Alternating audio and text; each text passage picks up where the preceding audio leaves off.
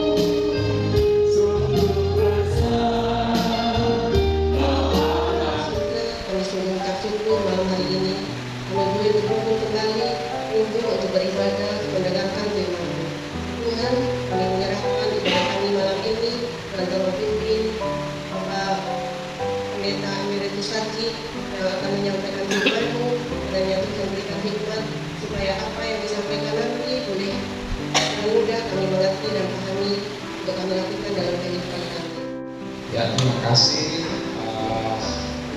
Bapak Ibu saudara kasih Tuhan atas kehadirannya di rumah kami sini, di rumah Tuhan, karena kan rumah kami Jalan Mawar dari sini aja. Takutnya karena khawatir hujan, jadi ya sudah tidak apa-apa. Yang penting kita sudah berkumpul di sini, memuliakan Tuhan. Dan saya berharap ini menjadi kebiasaan kita, satu keluarga diajak bersama-sama untuk ibadah setiap teduh. Selamat datang, selamat ibadah. Belum kenal ini putri-putri saya, dua saja. Enak juga. Oke, Pak Tulun, saya silakan. Oh ya, ini yang pakai masker bisa. Oh, tidak bisa, lebih sakit, gak enak badan. Afa, ini yang nomor 2 Tirsa. Di nomor 3. Yang satu. Nomor 3 Tingking sama Soleh. Ya, itu saja. Mohon maaf kalau misalkan ada sesuatu yang kurang dari kami. Mungkin sebenarnya solidaritas sedikit mau berbagi dari sekian banyak anugerah Tuhan buat saya.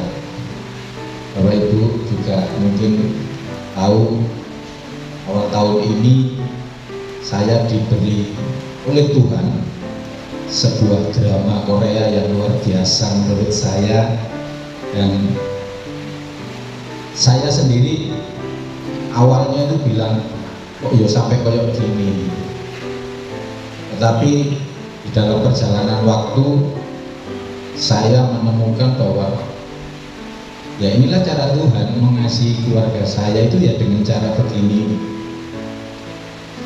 Mungkin kalau saya cerita secara keseluruhan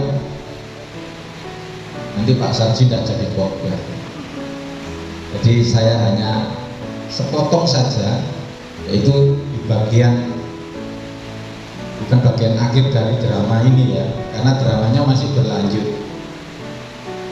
Saya hanya ingin menceritakan bahwa istri saya itu bulan Oktober tahun lalu itu memang sudah terasa bahwa ketika tidur itu perutnya agak berlubang di kanan saya. Setelah di puskesmas itu akhirnya ketahuan bahwa oh Easter, awalnya begitu, cuman masih ragu. Akhirnya dirujuk ke RS Bayangkara. Di sana proses ya foto USG macam-macam, dirujuk lagi ke RSAL. Di RSAL di CT scan. Itu pun juga berjalannya karena kita menggunakan BPJS nggak bisa langsung, mesti harus nunggu sebulan. Jadi mulai dari bulan Oktober sampai bulan ini, kebetulan tanggal 24 kemarin itu operasi, dan selesailah sudah periode yang dijalani oleh istri saya untuk mengangkat kandungannya itu, karena yang bermasalah di situ. Sedangkan ketika proses sudah selesai itu 3 hari tidak bisa makan. Nah kebetulan kan ada teman-temannya itu juga memberi semangat, memberi motivasi. Itu sudah dicoba ya tetap tidak bisa makan, sampai akhirnya pulang hari Minggu itu pun dalam kondisi habis makan gitu muntah lagi balik. Ya sudah, tapi dokter tetap memutuskan bahwa istri saya harus pulang dengan kondisi belum baik menurut saya, tapi dokter melihatnya baik. Ketika di mobil mungkin ada ibu, ada adik saya Joko, Tina, dan anak-anaknya itu semua yang jemput sampai rumah itu pun juga begitu.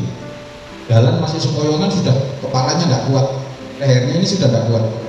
Akhirnya sampai rumah ya masuk kamar, itu sudah saya siapkan, memang AC-nya sudah saya nyalakan, masuk kamar tidur. Lah kok mambu bantale dhewe, mambu kasure dhewe, mak belek bablas. Angler tidurnya itu, dan saya luar biasa. Berarti saya juga sampai di sana itu ya lah, nek mimi udah isi satu ruangan.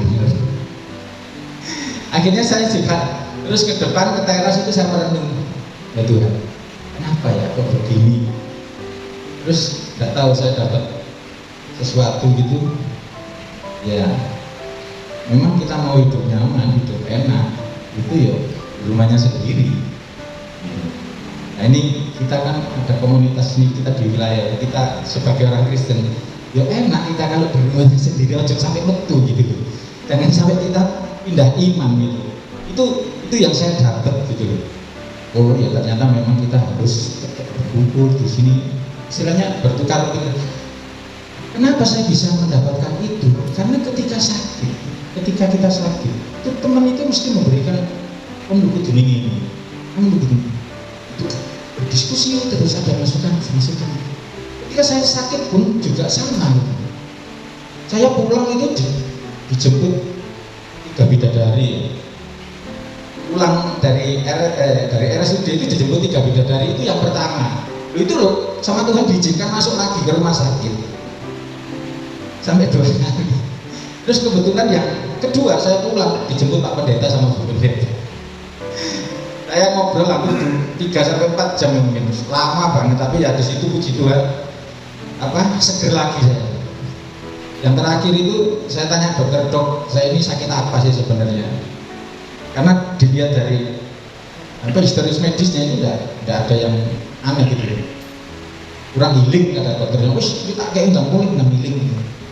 Nah sama artinya istri saya yang sakit, saya yang sakit, pulang ketika sudah di rumah itu fresh, enak gitu. Ya ternyata memang ayo kita bangun rumah kita, ayo kita bangun, itu yang saya dapatkan dari ketika saya sakit, ketika saya Tuhan punya tujuan ini, membangun saya supaya saya lebih mencintai Tuhan, lebih mencintai.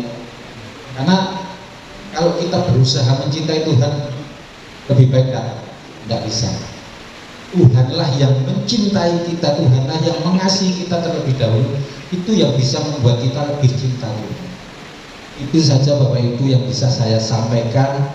Sebelum memasuki firman Tuhan, mari kita pujikan dari Kidung Jemaat 178. Karena kasihnya padaku bait 1 dan 2.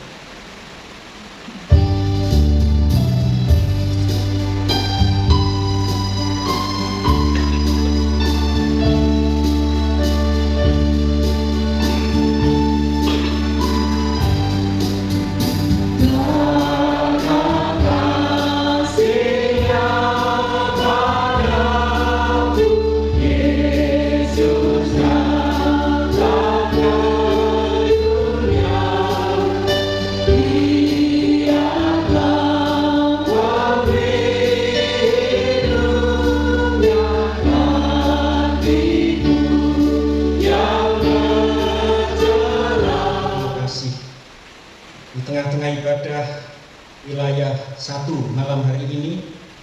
kami Engkau berikan kesempatan untuk membaca, mendengar, dan merenungkan sabda-Mu. Tolonglah kami ya Tuhan, agar kami bisa mempersiapkan hati, tempat yang terbaik, agar firman-Mu bisa kami mengerti, kami simpan di dalam hati, terlebih juga kami terapkan dalam kehidupan sehari-hari. Umat Tuhan yang terkasih, bacaan firman Tuhan hari ini kita ambil dari Injil Lukas pasal 24 ayat 36 sampai dengan 49. Dan sementara mereka bercakap-cakap tentang hal-hal itu, Yesus tiba-tiba berdiri di tengah-tengah mereka dan berkata kepada mereka, "Damai sejahtera bagi kamu." Mereka terkejut dan takut dan menyangkal bahwa mereka melihat hantu. Akan tetapi ia berkata kepada mereka, "Mengapa kamu terkejut? Dan apa sebabnya timbul keraguan-raguan di dalam hati kamu? Lihatlah tanganku dan kakiku, aku sendirilah ini. Rasalah aku dan lihatlah, karena hantu tidak ada daging dan tulang, seperti yang telah kamu lihat." Sambil berkata demikian, ia memperlihatkan tangan dan kakinya kepada mereka. Dan ketika mereka belum percaya karena bilangnya dan masih bilang, katalah ia kepada mereka, "Masa apa makannya?" Lalu mereka memberikan kepadanya sepotong ikan goreng. Ia mengambilnya dan makannya di depan mereka. Ia berkata kepada mereka, "Inilah perkataanku yang telah kukatakan kepadamu ketika aku masih bersama-sama dengan kamu, yakni bahwa harus digenapi semua yang ada tertulis tentang aku dalam kitab Taurat Musa dan kitab Nabi-Nabi dan kitab Mazmur." Lalu ia membuka pikiran mereka sehingga mereka mengerti kitab itu. Katanya kepada mereka, "Ada tertulis demikian, Mesias harus menderita dan bangkit dari antara orang mati pada hari yang ketiga. Dan Nabi dalam namanya berita tentang ketobatan dan pengampunan dosa hari yang kepada segala bangsa mulai dari Yerusalem. Kamu adalah saksi dari semuanya ini." Dan aku akan mengirim kepadamu apa yang dijadikan Bapakku, tetapi kamu harus tinggal di dalam kotamu sampai kamu diperlengkapi dengan semuanya. Satu bacaan lagi, terdiri dari dua ayat dalam Yohanes pasal 11 ayat 25 dan 26. Saya ulangi, Yohanes pasal 11 ayat 25 dan 26. Demikian sabda Tuhan. Jawab Yesus kepadanya, "Akulah kebangkitan dan hidup. Siapa yang percaya kepadaku, ia akan hidup walaupun ia sudah mati. Dan setiap orang yang hidup dan yang percaya kepadaku tidak akan mati selama-lamanya. Percayakah engkau akan hal ini?" Judul renungan dalam ibadah keluarga wilayah 1 malam hari ini adalah seperti yang tertera di slide tadi, dari rasa takut menjadi berani. Bapak Ibu Saudara, ketika saya mempersiapkan renungan ini, membaca dari ayat Yohanes 11, 25 dan 26 yang intinya menyebutkan bahwa sekalipun seseorang sudah mati bisa hidup kembali. Ketika karena Sarip ini seperti Robin Hood, berani melawan pemerintah Belanda, maka sering bentrok, memang sering tengkar, sering beradu fisik dengan pihak lain. Dan ketika itu tadi ia mati, maka bisa dihidupkan lagi oleh ibunya. Nah, dari situ saya lalu membayangkan Bapak Ibu, nah kalau orang mati bisa hidup lagi, berapa kali pun dia mati, sehari mati 3 kali, bisa hidup 3 kali ya mesti aja gak wedi ya, mesti aja dia tampil dengan sangat berani kepada siapapun, tentu nggak akan takut. Ngapain takut wong suatu waktu kalah bahkan mati bisa hidup lagi. Ya bangga Bapak Ibu. Iya. Nah Bapak Ibu, kita milik Tuhan itu sesungguhnya lebih daripada sarip. Karena Tuhan Yesus kan sudah bangkit ya. Tuhan Yesus mampu bangkit dari antara orang mati.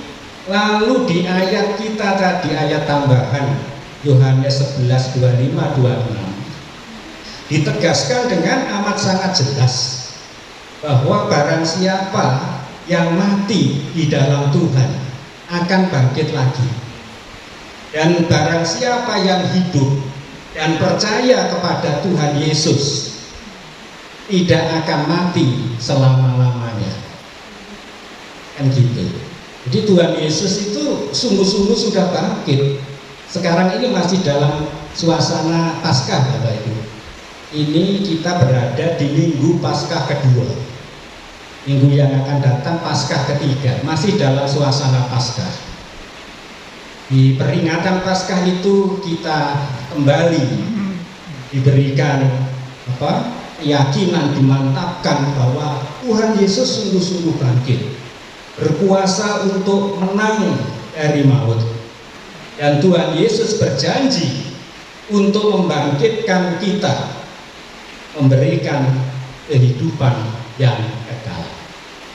Nah, jadi iman kepada Tuhan Yesus yang bangkit itu sebenarnya sungguh-sungguh nyata, sungguh-sungguh terbukti. Kita merasa memiliki figur ya, sosok yang menjamin, memberikan kehidupan. Dan siapa percaya kepadanya tidak akan mati selama-lamanya. Kalau mati bisa hidup kembali, dibangkitkan kembali. Nah Bapak Ibu, saudara-saudara milik Tuhan Yesus yang dikasihi, bacaan kita dalam Injil Yohanes, Injil Lukas pasal 24 tadi menggambarkan bagaimana kondisi para murid ketika ditinggalkan oleh Tuhan Yesus. Tuhan Yesus mati dan dikuburkan. Jadi perikop ini settingnya para murid belum mendengar berita kebangkitan Tuhan Yesus. Belum mendengar. Mereka melakukan ibadah perkumpulan dengan, kalau di Injil Yohanes ya, perikop yang setara dengan ini, dikatakan di sana murid-murid itu melakukan doa bersama dengan pintu terkunci karena mereka takut kepada orang Yahudi. Dibayangkan Bapak Ibu, ibadah terus pintu-pintunya ini tertutup rapat dan dikunci. Apa sumuknya? Bukan sumuk ya, tapi betapa itu menggambarkan mereka meliputi rasa takut yang luar biasa. Nah bisa dimaklumi tentunya karena waktu itu figur yang dianggap sebagai guru, sebagai panutan, sebagai pelindung, bahkan sebagai Tuhannya itu mati, itu tidak ada, itu pergi, itu jauh dari dirinya. Kita bisa menggambarkan, membayangkan betapa ya kehilangan sosok yang bisa memberikan jaminan keamanan, jaminan keselamatan, perlindungan atas segala-galanya. Nah dalam situasi perasaan takut, ternyata Tuhan Yesus selalu hadir di tengah-tengah mereka. Tuhan Yesus datang, Tuhan Yesus menghampiri dan menyapa dengan sapaan damai sejahtera. Dari situ Bapak Ibu, para murid lalu diberi pemantapan, diberi penguatan agar tidak takut, agar tidak ragu-ragu, agar tidak merasa sendirian lagi. Tuhan Yesus yang menghampiri, Tuhan Yesus yang hadir di tengah-tengahnya, ini adalah suatu realitas yang luar biasa Bapak Ibu. Ini artinya ya bukan kita yang repot-repot bersusah-susah untuk mencari, untuk mendatangi Tuhan Yesus, tetapi justru Tuhan Yesus yang menghampiri kita. Betapa besar kasih Allah itu kepada kita umatnya. Kita saja orang Jawa, terutama yang zaman dulu ya, yang sepuh-sepuh itu ya. Kalau misalnya kita mertua gitu ya, atau orang tua datang kepada anak atau kepada menantu, gak dipapak, itu bisa tersinggung Bapak Ibu. Datangi, gak dipapak gitu ya. Itu seolah-olah kedatangannya tidak dihargai, kedatangannya kurang dipedulikan begitu. Nah, ini dibalik, bukan si anak, bukan yang muda yang menjemput, tetapi justru sang Bapa, justru Tuhan yang mendahului kehadiran Tuhan Yesus di tengah-tengah para murid. Tuhan Yesus menyatakan dirinya bahwa Ia sudah bangkit. Dan kalau di Injil Yohanes, di situ ada yang ketinggalan, satu murid namanya Thomas itu ketinggalan. Ya kemudian bilang kalau belum melihat sendiri tangannya, lambungnya Tuhan Yesus tidak akan percaya. Ya Thomas ketinggalan karena dia waktu itu absen, gak ikut perkumpulan begini. Maka benar seperti yang dikatakan Pak Rio tadi, ini berarti sekali perkumpulan begini, ini perhimpunan di dalam doa, di dalam Tuhan begini, ini sangat berarti. Jangan meninggalkan ini, nanti ketinggalan bener. Ya, Bapak Ibu, saudara-saudara yang dikasihi Tuhan Yesus Kristus, sejak perjumpaan dengan Tuhan Yesus, sejak para murid menjadi yakin bahwa Yesus sungguh-sungguh bangkit, maka ketakutan mereka seolah-olah disingkirkan, dibuang jauh-jauh. Para murid menjadi pribadi-pribadi yang sangat pemberani. Sejarah kehidupan kekristenan pertama itu penuh dengan tantangan Bapak Ibu, penuh dengan tekanan, penuh dengan penganiayaan, membutuhkan keberanian yang luar biasa. Para rasul dalam memberitakan Injil, kemudian juga orang-orang Kristen di abad-abad yang kedua, ketiga, di zaman Kekaisaran Romawi. Sehingga apabila barangkali kita bertanya, dari rasa takut menjadi berani, untuk apa berani? Kok sebegitunya ya pakai berani? Kalau zaman kita sekarang mungkin nggak terlalu dibutuhkan keberanian yang bagaimana begitu. Tetapi di zamannya para rasul, zamannya orang-orang Kristen di abad kedua, ketiga, di bawah tekanan Kekaisaran Romawi, sungguh dibutuhkan itu keberanian. Kata Gombe itu gampangannya adalah makam dari batu. Bentuknya itu seperti rumah tawon. Jadi gua, di dalam gua batu, di situ ada lubang gitu ya. Nah, lubang-lubang ini adalah makam, Bapak. Makam dari orang-orang Kristen yang pada zaman Kekaisaran Romawi itu bersembunyi di situ. Bersembunyi dan tidak sedikit ya persembunyiannya itu sampai selama-lamanya. Karena mati di situ. Di era itu yang kemudian ada simbol ikan. Ya, Bapak Ibu mungkin pernah melihat ada simbol ikan. Simbol ikan ini sangat lekat dengan kekristenan. Mungkin di mobil ada ikan gitu ya. Itu bukan pemancing ya, bukan nelayan, itu adalah mungkin orang Kristen. Karena ikan itu kalau dalam bahasa Yunani ikan itu ikus. Ikus itu singkatan.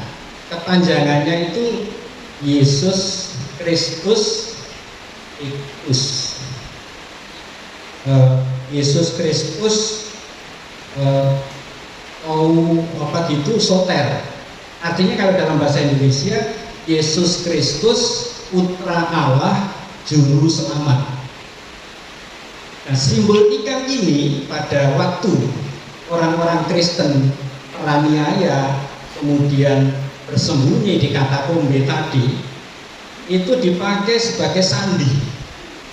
Apabila ketemu dengan orang, maka akan menggambar di tanah lengkungan separuh dari gambar ikan itu. Kalau orang yang mereka jumpai bisa melanjutkan dengan lengkungan yang kedua sehingga membentuk gambar ikan, maka mereka tahu bahwa itu adalah saudara, itu adalah teman, itu adalah orang Kristen. Tapi kalau tidak, berarti dia harus menjaga jarak, menjauh, atau bahkan berlari untuk mengamankan diri, karena itu bukan saudara. Sampai seperti itu Bapak Ibu pada zaman kekristenan mula-mula. Arti kebangkitan Tuhan Yesus dan betapa luar biasa efeknya, dampaknya, pengaruhnya apabila seorang beriman sungguh-sungguh meyakini Yesus yang bangkit. Jangan pernah ragu, jangan pernah was-was. Percayalah secara penuh bahwa Yesus sungguh-sungguh bangkit. Dan kebangkitan Yesus itu yang akan memberikan kebangkitan kita, kehidupan yang kekal kepada kita. Jika demikian Bapak Ibu, tentu saja ya jangan mau kalah sama Sarip ya. Sarip dijamin sama ibunya saja kendalanya luar biasa. Apalagi kita dijamin oleh Tuhan Yesus, sesungguhnya ya harus lebih daripada itu. Kita ini kan orang minoritas, kita ini kan cuma sedikit, kita ini kan nggak memiliki kekuatan apa-apa, sehingga kadang-kadang mental minoritas itu yang membuat kita takut. Jangan Bapak Ibu, nggak ada di Indonesia itu katanya nggak ada minoritas mayoritas. Andai kata ada juga jangan dihantui, jangan mau ditekan oleh pemahaman seperti itu. Atau ketakutan itu kadang-kadang justru muncul dari dalam diri kita sendiri. Ini yang paling susah diatasi. Kalau dari luar sih masih relatif gampang, tetapi justru yang dari dalam diri kita sendiri ini yang lebih sulit. Perasaan takut yang menghantui diri kita, menghantui itu sebenarnya nggak ada Bapak Ibu ya, hanya semacam hantu gitu ya, menghantui. Sebenarnya nggak ada, tapi kadang-kadang yang tidak ada, yang hanya ada di bayangan kita, itu juga membuat kita takut. Ada orang yang takut Bapak Ibu tidak akan mampu mengekspresikan diri dengan maksimal, juga tidak mampu mengekspresikan imannya dengan maksimal. Jangankan takut ya, panik saja ya, panik atau sedikit gugup gitu saja, itu kita nggak maksimal Bapak Ibu. Takut nggak makan gitu juga, terus mencuri gitu misalnya, atau takut nggak kaya, bahaya, takut nggak kaya, akhirnya lalu menghalalkan segala cara. Padahal apabila kita sungguh-sungguh beriman kepada Tuhan, sungguh-sungguh percaya terhadap kuasa dan kasih Tuhan itu, kita nggak perlu khawatir, cemas apa. Sekali lagi kita masih dalam suasana Minggu Paskah. Kita masih dalam suasana merenungkan dan menggumulkan kebangkitan Tuhan Yesus. Marilah peristiwa kebangkitan Tuhan Yesus ini sungguh-sungguh kita imani dan kita yakini, sehingga akhirnya memberikan keberanian dalam kita mewujudkan iman, mengaktualisasikan iman dalam kehidupan sehari-hari. Percayalah, Tuhan selalu menyertai kita dan Tuhan akan menolong dan memberkati kita. Amin. Atas kasih dan kuasa-Mu yang Kau nyatakan melalui kebangkitan-Mu,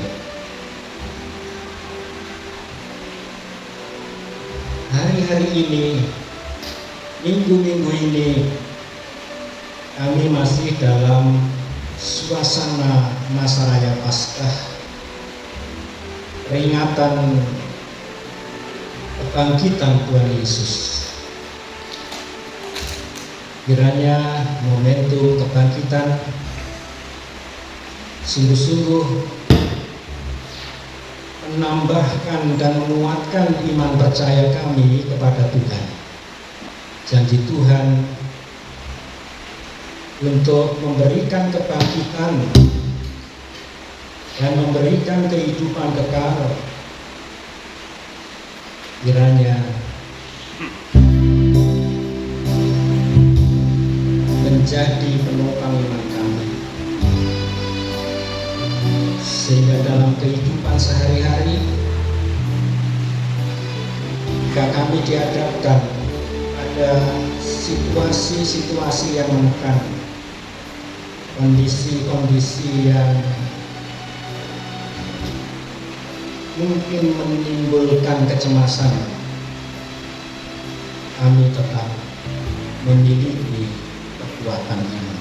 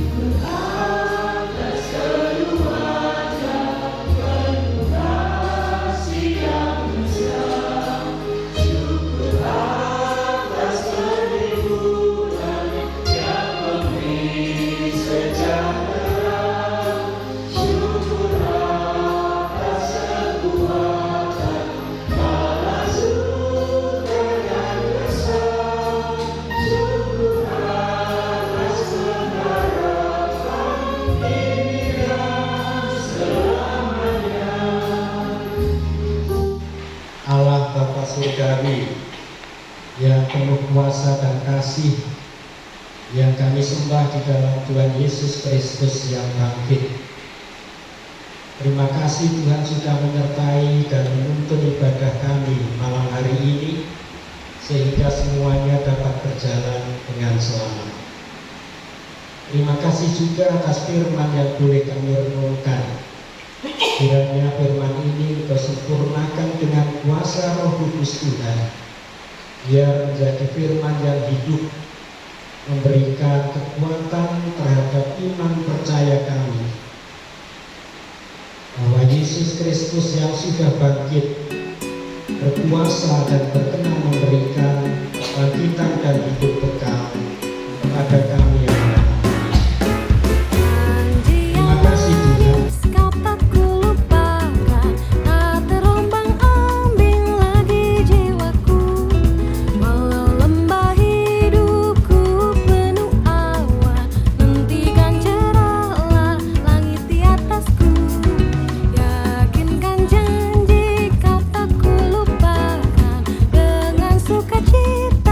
Terima kasih.